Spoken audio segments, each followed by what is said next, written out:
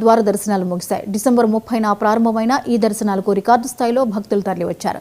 10 రోజుల్లో 7.60 లక్షల మందికి దర్శనాలు కల్పించడం లక్ష్యంగా పెట్టుకోగా 9 రోజులకే 7,09,000 మందికి ఆ భాగ్యం కలిగింది. గత ఏడాది 6,83,000 మందికి 10 రోజుల్లో దర్శనం లభించగా ప్రస్తుతం ఆ సంఖ్య దాదాపు 8 లక్షలకు చేరుకుంది.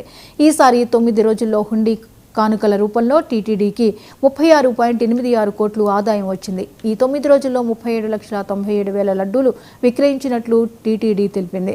2.6 లక్షల మంది తల నీలాలు సమర్పించారు.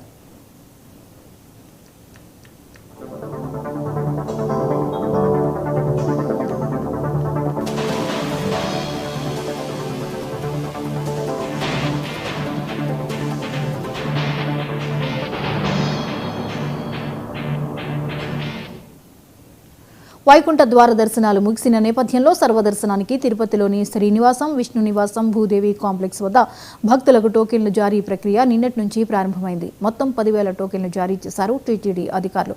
శ్రీవారి మెట్టు మార్గంలో మరో 2,000 టోకెన్లు జారీ చేశారు.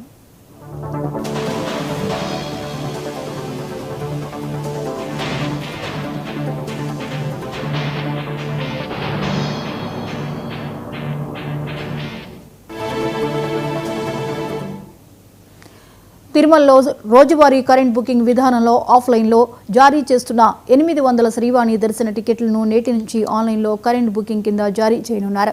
రోజు ఉదయం 9 గంటలకు ఆన్లైన్లో వాటిని అందుబాటులో ఉంచుతారు. మధ్యాహ్నం 2 గంటల వరకు నగదు చెల్లించి టికెట్ను తీసుకోవచ్చని టీటీడీ తెలిపింది. టికెట్ పొందిన భక్తులు అదే రోజు సాయంత్రం 4 గంటలకు దర్శనానికి రిపోర్ట్ చేయాల్సి ఉంటుంది. ఈ టికెట్ తీసుకున్న వారు నలుగురితో మాత్రమే స్వామివారి దర్శనానికి వెళ్లాల్సి ఉంటుంది. దుర్వినియోగాన్ని అరికట్టేందుకు ఆధార్ ధృవీకరణ, మొబైల్ నంబర్ వంటి వివరాలు తప్పనిసరి చేసింది టీటీడీ. మొదట వచ్చిన వారికి మొదట విధానంలో భక్తులు టికెట్లు బుక్ చేసుకోవచ్చు.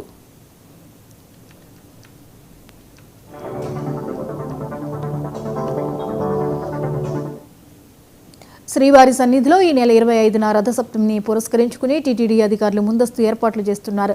ఆ రోజు ప్రోటోకాల్ ప్రముఖులకు మాత్రమే బ్రేక్ దర్శనాలు ఉంటాయని, వీఐపీ బ్రేక్ దర్శనాలకు సంబంధించి జనవరి 24న ఎలాంటి సిఫార్సు లేఖలు స్వీకరించబోమని ప్రకటించింది. రథసప్తమి సందర్భంగా కళ్యాణోత్సవం, ఊంజల్ సేవ, ఆర్జిత మహోత్సవం, సహస్ర దీపాలంకర సేవలు రద్దు చేశారు. తిరుపతిలో ఈ నెల 24 నుంచి 26 వరకు స్లాటెడ్ సర్వదర్శనం టోకెన్లు జారీ చేయరు.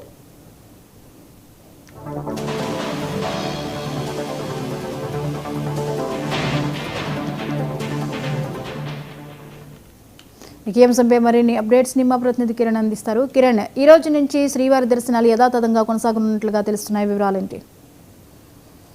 ఎట్టకేకలకు వైకుంఠ ద్వార దర్శనాలు రాత్రి 12 గంటలతో ముగిశాయని చెప్పుకోవచ్చు. ముఖ్యంగా 10 రోజుల పాటు తెరుచుకున్న ఈ వైకుంఠ ద్వార దర్శనాలతో స్వామివారిని దర్శించుకుంటే సకల కోపాలు పోతాయని భక్తుల యొక్క విశ్వాసం. ఈ నేపథ్యంలోనే 10 రోజుల పాటు ఈ వైకుంఠ దర్శనాలను చేయించాలని చెప్పేసి టీటీడీ అయితే సంకల్పించింది. ఇందులో భాగంగానే 30వ తేదీ నుంచి అంటే 30, 31, 3 రోజుల వరకు మాత్రమే లక్కీ డిప్ ద్వారా ఎవరైతే టికెట్ పొందారో వాళ్ళకి మాత్రమే దర్శనం కల్పించింది టీటీడీ. అయితే 2వ తేదీ నుంచి కూడా సర్వదర్శనం అవకాశం కల్పిస్తూ కూడా టీటీడీ కల్పించింది. మరొక ఆ రోజు నుంచి కూడా ఈ రోజు వరకు సామాన్య భక్తులకు పెద్దపీట వేస్తూ కూడా టీటీడీ అధికారులు ముందస్తు జాగ్రత్తలు చేసుకోవడంతో సామాన్య భక్తులకు ఎక్కువగా వచ్చి స్వామివారిని దర్శించుకున్నారు. ఈ 10 రోజుల పాటు ఎవరికి కూడా విఐపి సిఫార్సు లేఖలతో పాటు ఇటువంటి సేకరించలేదు. ఇందులో భాగంగా సామాన్య భక్తులు ఎక్కువ మంది దర్శనం చేసుకునేటట్టు కూడా టీటీడీ అధికారులు చేపట్టారు. ఇందులో భాగంగానే రోజుకు 70,000 మందికి పైగా స్వామివారిని దర్శించుకున్నట్టు కూడా అధికారికంగా ఇప్పటికే టీటీడీ అయితే ప్రకటించింది.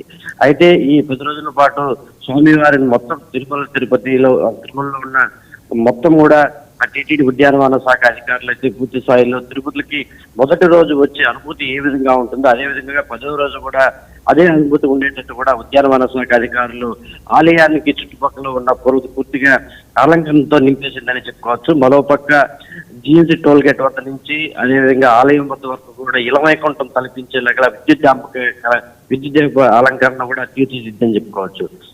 ఇలాగా 10 రోజుల పాటు జరిగిన ఈ వైకుంఠ ఏకాదశి దర్శనాలు ఎట్టకేకలు రాత్రి 12 గంటల్లో ముగిశాయి. ఈ రోజు నుంచి ఏదైతే సాధారణంగా ఏదైతే సర్వదర్శనం టోకన్లు ఈ రోజు తిరుపతిలోని శ్రీనివాసం విష్ణునివాసం భూదేవి కాంప్లెక్స్ లో ఈ రోజు సర్వదర్శన టోకన్లు మంజూరు చేశారు. ఆ టోకన్ల విధానంలో టైం స్లాట్ ప్రకారం ప్రతి ఒక్కరూ దర్శనం చేసుకునే విధానాన్ని ఈ రోజు నుంచి కొనసాగిస్తారు. మరోపక్క ఈ నెల 25వ తేదీన రథసప్తమి సందర్భంగా అంటే తిరుమలలో మినీ బ్రహ్మోత్సవంగా చెప్పుకుంటారు. ఒకే రోజున బ్రహ్మోత్సవాలు ఏదైతే జరుగుతాయో వాహన సేవలు, ఆ వాహన సేవలకు సంబంధించి మొత్తం కూడా ఒకే రోజు స్వామివారు 4 మాడ వీధుల్లో భక్తులు దర్శనమిస్తారు. ఇందులో భాగంగానే ఆ రోజు కూడా భక్తులకి అంటే ముందు రోజు అదేవిధంగా 3 రోజుల పాటు ఎటువంటి సిఫార్సు లేఖలు కానీ అదేవిధంగా విఐపి దర్శనాలు కానీ ఉండవని చెప్పేసి ఇప్పటికే టీటీడీ ప్రకటించింది. ముఖ్యంగా ఆ మినీ బ్రహ్మోత్సవానికి సంబంధించి అంటే రథసప్తమి రోజున పూర్తి స్థాయిలో భక్తులకి ఎటువంటి అసౌకర్యాలు కలగకుండా ఉండేందుకు, ఎందుకంటే ఈ 4 మాడ వీధుల్లోనే పూర్తిగా ఈ స్వామివారు దర్శనమిస్తూ ఉంటారు కాబట్టి ఈ 4 మాడ వీధుల్లోని గ్యాలరీలన్నీ కూడా ఇప్పటికే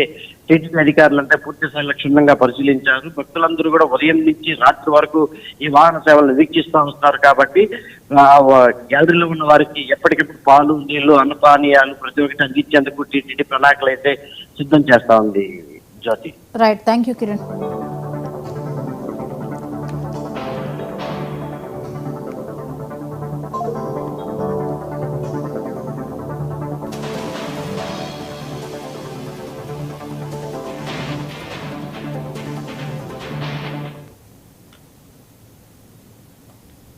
హన్మకొండ